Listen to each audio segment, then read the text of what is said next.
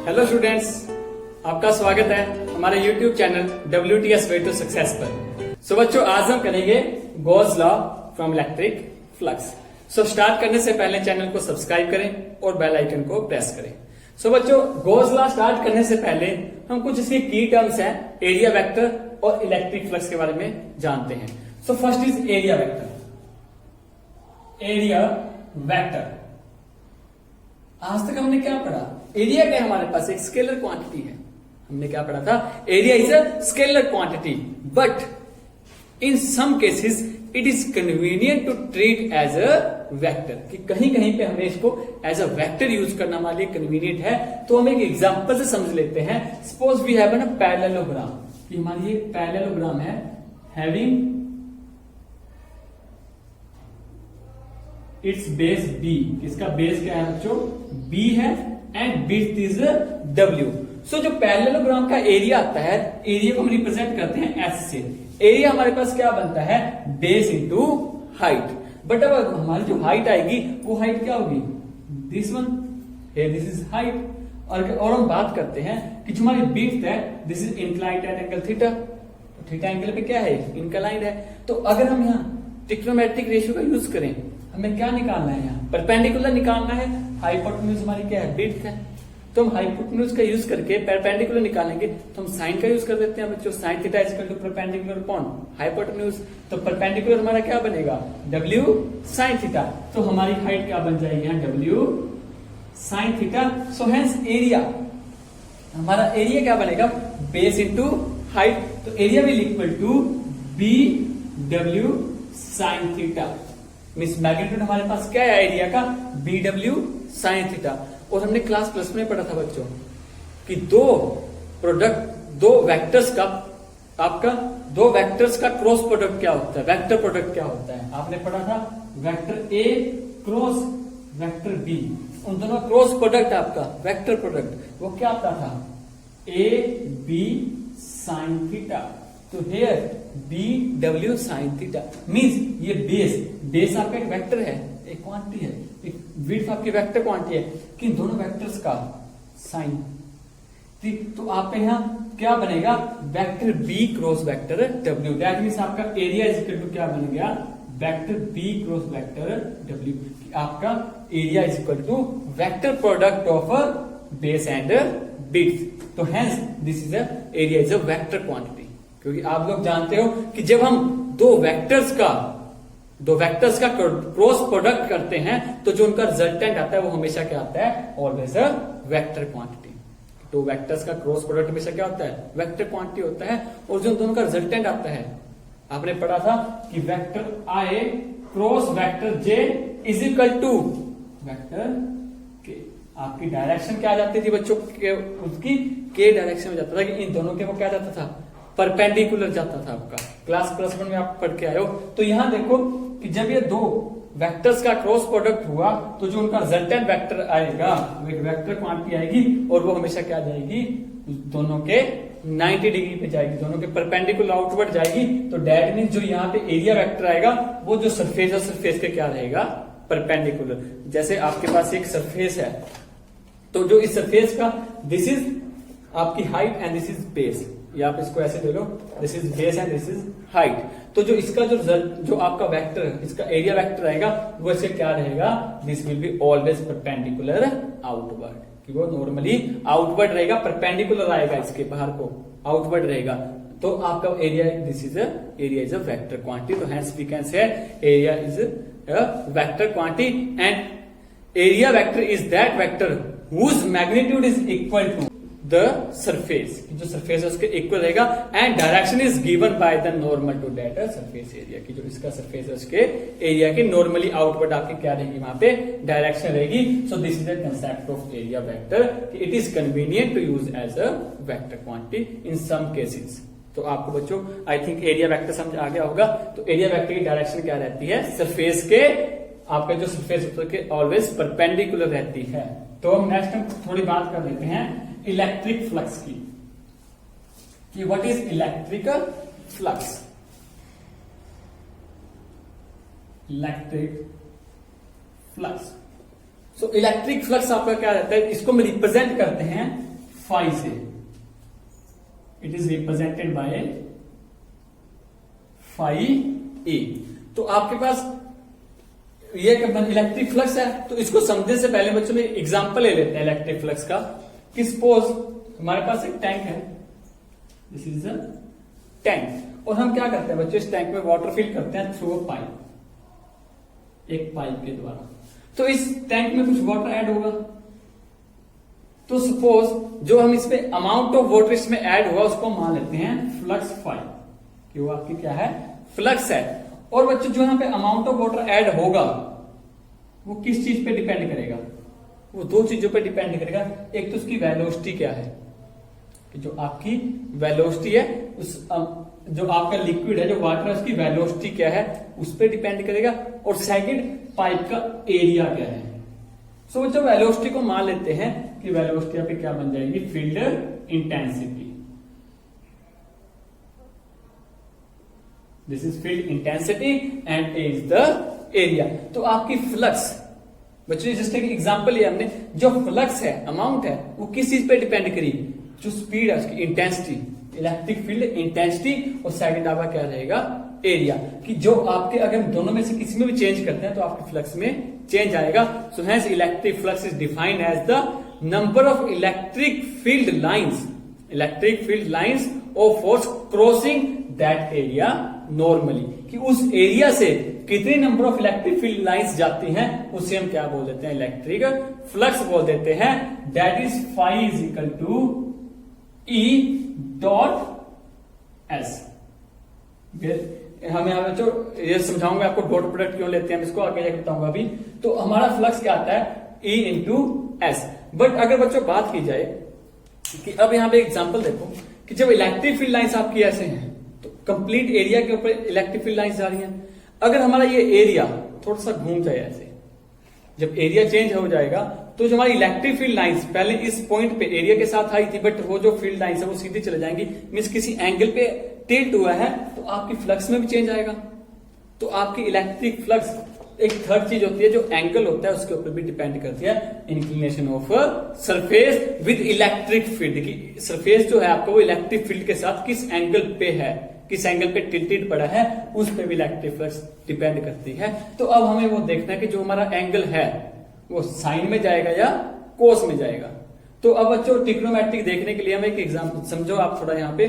तो बच्चों देखो जैसे हमारा सरफेस है, अगर हमारी इलेक्ट्रिक फील्ड लाइंस ऐसे जा रही हैं डायरेक्ट इसके ऊपर सरफेस के 90 डिग्री पे टकराती हैं, जब हमारी फील्ड लाइंस 90 डिग्री पे टकराती हैं तो जो हमारी फ्लक्स आएगी, तो जो मैक्सिमम एरिया है इसका, उस एरिया से फील्ड लाइंस टकराएंगी, तो जो हमारा फ्लक्स होगी वो क्या आएगी, मैक्सिमम आएगी।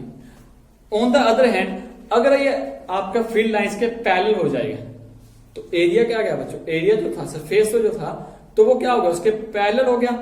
तो जब वो पैरेलल हो जाएगा तो फील्ड लाइंस क्या जाएंगे उससे, there will no line field lines, so hence flux will be zero. So बच्चों जब तो आपका 90 डिग्री पे था, सरफेस 90 डिग्री पे है, तो आपकी इलेक्ट्रिक फील्ड क्या थी, 90 डिग्री पे टकराई, तो एट दैट टाइम जो आपका एरिया वेक्टर होगा, जो आपका दिस सरफेस है, सरफेस का जो एरिया वेक्टर होगा वो एरिया वेक्टर क्या रहेगा, परपेंडिकुलर आउटवर्ड, वो ऐसे बाहर को रहेगा। और आपकी फील्ड लाइंस की डायरेक्शन भी क्या है, दिस वन है। तो बच्चों जो एरिया वेक्टर है और जो फील्ड लाइंस हैं वो दोनों के बीच में एंगल क्या आएगा, zero. That means area when the surface is 90 degree, कि जब सरफेस आपका फील्ड के 90 डिग्री पे है तो उस समय आपका जो एरिया वेक्टर होगा और आपकी जो फील्ड लाइंस होगी वो दोनों एक दूसरे के पैरेलल रहेगी, उस समय एंगल क्या रहेगा आपका, जीरो रहेगा। और अगर वो पैरेलल हो जाता है कि जब जो आपका सरफेस है वो इलेक्ट्रिक फील्ड के पैरेलल है, तो जो आपका एरिया वेक्टर होगा वो 90 डिग्री पे ऐसे आएगा, बाहर की तरफ हो जाएगा 90 डिग्री पे। तो उस समय एरिया वेक्टर आपका बाहर को ऐसे जगह 90 डिग्री पे, और जो आपकी फील्ड है वो कुछ ऐसे आएगी, तो दैट मीन्स उनके बीच का एंगल क्या बनेगा, 90 डिग्री। कि जब एंगल आपका एरिया वेक्टर में और फील्ड में एंगल आपका 90 डिग्री है, उस समय हमारी फ्लक्स क्या है, जीरो। तो बच्चों 90 डिग्री हमारा किस आपका ट्रिग्नोमेट्रिक रेशियो पे जीरो जाता है, तो आपको पता ही है बच्चों cos 90 हमारा क्या रहता है, जीरो। तो hence this will be a dot product, कि हमारा यहां क्या आएगा बच्चों, cos थीटा। तो तो फ्लक्स हमारी क्या बनेगी, ई ए या E S cos theta. S क्या आपका एरिया के लिए रिप्रेजेंट किया बच्चों कि ई एस कॉस थीटा बनेगी। तो दैट मीन्स कि this is a dot product कि हम क्या लेंगे, ई डॉट एस की हमारा डॉट प्रोडक्ट जाएगा इलेक्ट्रिक फ्लक्स में। सो बच्चों अब हम इलेक्ट्रिक फ्लक्स को पढ़ते हैं। Suppose this is we have electric field lines, these are the electric field lines and here is a area, this is a area, this small area is ds। हम मान लेते हैं छोटा सा एक स्मॉल एरिया ds पड़ा है which is at angle theta, कि जो क्या बनाते हैं बच्चों एंगल थीटा एंगल पे इंक्लाइंड है विद इलेक्ट्रिक फील्ड। तो हेंस स्मॉल इलेक्ट्रिक फ्लक्स हमारे d phi, small electric flux d phi e, this will equal to हमारी क्या बनेगी, electric field intensity E dot area का क्या आएगा बच्चों, डॉट प्रोडक्ट है तो E डॉट ds क्या आएगा आपका cos theta. So d is equal to E dot ds cos theta. तो here we can write it d phi is equal to E dot ds। हम इसको डॉट प्रोडक्ट में लिख देंगे तो हमारी स्मॉल इलेक्ट्रिक फ्लक्स क्या आ गई, E डॉट ds। अगर बच्चों हम इसको लार्ज एरिया के लिए निकालनी हो हमें तो हमारे पास हम इसको क्या कर देंगे, इंटीग्रेट कर देंगे। So integration of electric flux will equal to integration of E dot ds। अगर सपोज हमारा एरिया क्या है, क्लोज सरफेस है, हमारा क्या है क्लोज सरफेस होता है, तो हम इंटीग्रेट करेंगे ओवर द क्लोज सरफेस। जो बच्चों हमने रिंग लगाई है यहाँ पे, जो गोला लगाया है, this is indication for the closed surface. Close surface आपका क्या होता है बच्चों, जो 3D आपका चारों तरफ से बंद रहता है। कि क्लोज सरफेस की अगर हम बात करेंगे तो हमारे यहाँ क्या जाएगा, आपका सर्कल आ जाएगा। जो ये क्लोज सरफेस है बच्चों, इसको गॉसियन सरफेस बोल देते हैं। वो हम आपको भी जब गॉसियन लॉ करेंगे वहां इसका यूज होगा, मैं आपको तभी समझाऊंगा क्लोज सरफेस के बारे में। सो आई थिंक बच्चों आपको दिस वन क्लियर हो गया होगा, this is the electric flux.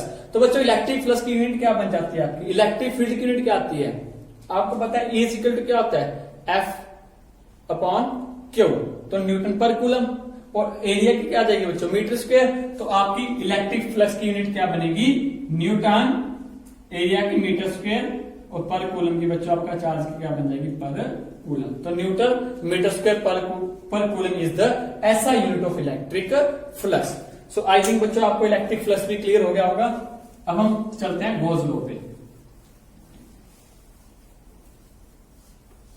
गॉसिस ने क्या कहा, गॉस लॉ। तो बच्चों गॉस हमें क्या बोलता है कि जो हमने भी इलेक्ट्रिक फ्लक्स निकाली है, electric flux over a close surface is equal to, वहां पे क्या रहती है, electric flux over a close surface is equal to one by epsilon naught of charge. कि जो आपका चार्ज होता है उसकी 1/एप्सिलॉन नॉट रहता है। That means electric flux d phi, आपकी इलेक्ट्रिक फ्लक्स सॉरी बच्चों आपकी डी फाई फाई लेंगे, इलेक्ट्रिक फ्लक्स आपकी इज इक्वल टू क्या रहती है, Q by epsilon naught, one by epsilon naught times of electric charge of that surface, की उसके 1/एप्सिलॉन नॉट रहती है। और this will be equal to बच्चों क्लोज सरफेस के लिए हमने इलेक्ट्रिक फ्लक्स अभी ड्राइव किया, वो क्या था आपका, integration of E dot ds, this is equal to Q by epsilon naught. तो this is the Gauss's law.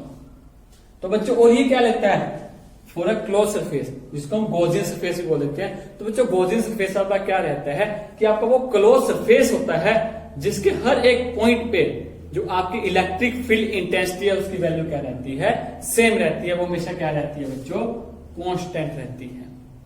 जैसे हम मेनली बच्चों हम स्फेरिकल सरफेस ज्यादा लेते हैं कि वो इजी रहता है। हम एक एग्जांपल लेते हैं कि सपोज एक सेंटर पे चार्ज पड़ा है Q, तो उसके कुछ डिस्टेंस पे अगर हम एक क्लोज सरफेस बनाते हैं, एक स्फीयर बना लेते हैं। स्फीयर बच्चों जैसे एक फुटबॉल, एज ए फुटबॉल कि बच्चों में इस चारों तरफ इसके एक स्फीयर बना देते हैं, तो स्फीयर चारों तरफ से क्या हो जाएगा बच्चों, क्लोज होगा। तो वो एक क्लोज सरफेस बन जाएगा। और उस स्फीयर के, अब आपको पता है बच्चों हर पॉइंट स्फीयर का R डिस्टेंस पे रहेगा। आपका 3D में जब आप देखोगे, चाहे वो इस साइड हो चाहे वो इस साइड हो, वो किसी भी साइड हो, तो बच्चों क्या रहेगा, R डिस्टेंस पे रहेगा। तो जब डिस्टेंस सेम होगा, आपकी इलेक्ट्रिक फील्ड एक सेम चार्ज के कारण सेम डिस्टेंस पे इलेक्ट्रिक फील्ड क्या रहेगी, सेम रहेगी। तो वो गॉसियन सरफेस से गॉसियन सरफेस आपका वो क्लोज सरफेस होता है at every point on which the value of electric field is same, कि जहां इलेक्ट्रिक फील्ड की वैल्यू क्या रहती है आपकी, सेम रहती है। सो अब हम बच्चों गॉस लॉ को हम क्या कर लेते हैं, इसको ड्राइव करते हैं। तो बच्चों सेम एग्जांपल लेंगे। Suppose we have a charge Q, हम चार्ज लेते हैं charge plus Q which is at centre O, जो आपका ओ पॉइंट पे पड़ा है। Now let us consider a Gaussian surface at distance R, कि बच्चों मैंने आर डिस्टेंस पे हम एक गॉसियन सरफेस ले लेते हैं कि हमारा एक स्फेरिकल सरफेस है, हमारा एक स्फेरिकल सरफेस है बच्चों which is a Gaussian surface. बच्चों इस स्फीयर का जो सेंटर होगा, इस सेंटर पे हमने क्या ले लिया, प्लस क्यू चार्ज ले लिया इसके सेंटर पॉइंट ओ पे, और इस सेंटर से एक गॉसियन सरफेस बनाया जहां पे इलेक्ट्रिक फील्ड इंटेंसिटी अभी क्या रहेगी, सेम रहेगी। हम इस स्फीयर का सपोज दिस इज एक पॉइंट पी ले लेते हैं, this one point P which is at distance R from the centre, और वहां पे हम एक स्मॉल एरिया लेते हैं बच्चों, this is a small area. इस स्फीयर का हमने गॉसियन सरफेस का हमने स्मॉल एरिया लिया ds। तो बच्चों जो यहां पे इसका एरिया होगा, आपको बताया बच्चों जो एरिया होता है वो हमेशा क्या रहता है, नॉर्मली आउटवर्ड, कि वो हमेशा परपेंडिकुलर होता है, नॉर्मली आउटवर्ड रहता है। तो जो बच्चे यहाँ पे जो सरफेस बना है ये, वो सरफेस ऐसे बना होगा, तो जो इसका सरफेस का जो एरिया वेक्टर होगा वो क्या रहेगा, नॉर्मली आउटवर्ड जाएगा। तो वो क्या जाएगा आपका इन दिस डायरेक्शन, जो आपका ds की डायरेक्शन रहेगी वो एरिया वेक्टर की डायरेक्शन वो दिस वन रहेगी। एंड पॉजिटिव चार्ज के लिए इलेक्ट्रिक फील्ड हमेशा क्या रहती है बच्चों, उसके 90 डिग्री से आउटवर्ड जाती है। तो आपका यहां से जब इलेक्ट्रिक फील्ड आउटवर्ड जाएगी तो इलेक्ट्रिक फील्ड की डायरेक्शन भी जाएगी this will also in the same direction E। सो बच्चों यहां से हमारे पास क्या बनेगा, अगर हम E डॉट ds लेंगे, so here E dot ds this will equal to बच्चों डॉट प्रोडक्ट है, तो हमारा क्या बनेगा वो EDS cos थीटा। आपको पता है बच्चों डॉट प्रोडक्ट को जब हम ओपन करते हैं स्केलर में तो cos थीटा जाएगा, तो cos थीटा। अब थीटा यहाँ क्या है बच्चों आपका E और एरिया वेक्टर में दोनों के बीच में एंगल, दोनों सेम लाइन पे जा रहे हैं, सो एंगल इज 0। तो हेयर थीटा इज 0, तो this will B 0 degree. cos 0 हमारा क्या रहता है बच्चों 1 रहता है, so E dot ds will equal to EDS, वो आपका क्या बन जाएगा, EDS बन जाएगा। एंड हमने बच्चों लास्ट वीडियो में पढ़ा था electric field intensity E this will be equal to आपकी क्या रहती है 1/4πε0 क्यू अपॉन डिस्टेंस का स्क्वायर। इन दोनों पॉइंट के बीच का डिस्टेंस क्या है, दिस वन। सो अगर बच्चों में इसकी वैल्यू यहां पुट कर देते हैं तो हमारे पास E डॉट ds क्या बनेगा, E dot ds will equal to 1/4πε0 Q upon r square dot ds। This is the electric field, electric flux E dot ds for small area ds। कि बच्चों स्मॉल एरिया ds के लिए हमने क्या निकाल दिया, ये इलेक्ट्रिक फ्लक्स निकाल दिया, E dot ds electric flux होता है। तो बच्चों E डॉट ds एक स्मॉल एरिया के लिए आया है, बट हमें क्या करना है, कंप्लीट गॉसियन सरफेस के लिए निकालना था। तो हम क्या करेंगे, इसको इंटीग्रेट करेंगे। So by integrating this two quantities we get integration for the, किसके लिए करना है बच्चों, गॉसियन सरफेस के लिए, मींस क्लोज सरफेस के लिए। सो हम क्या करेंगे, integration for close surface, close का निशान लगाएंगे बच्चों, sign this circle, this ring is the sign for close surface. So this will E dot ds this will equal to बच्चों का क्या बनेगा, इंटीग्रेशन ऑफ, आपका क्या बनेगा बच्चों, इंटीग्रेशन बनेगा for close surface 1/4πε0 Q upon r square dot ds। What here 1/4πε0 is constant, charge is constant and distance is also constant। तो बच्चों जो constant टर्म्स है वो इंटीग्रेशन से बाहर आ जाएंगी। सो हम यहाँ क्या करेंगे, अब close integration of E dot ds will equal to 1/4πε0 Q upon r square. Constant terms आपकी बाहर आ जाती हैं and close integral for ds। So बच्चों ds ds क्या है आपका स्मॉल एरिया। तो जब ds का इंटीग्रेशन करेंगे तो वो आपका क्या बनेगा बच्चों, वो आपका s आएगा, where s is the area of complete surface. आपका जो कंप्लीट गॉसियन सरफेस था उसका एरिया आ जाएगा, मींस वो स्फीयर का एरिया आएगा। And we know that area for sphere का एरिया क्या रहता है, this is equal to 4 pi R square. Means sphere का एरिया क्या होता है बच्चों, 4 पाई आर स्क्वायर। तो हमारे ds के प्लेस पे हम क्या कर देंगे, इंटीग्रेशन करके हम बच्चों उसका s आएगा, तो s का एरिया क्या बन जाएगा बच्चों, स्फीयर का एरिया आएगा, this will be 4 pi R square. So हम इसके इंटीग्रेशन ऑफ ds के प्लेस पे हम क्या लिख लेंगे डायरेक्टली, 4 पाई आर स्क्वायर।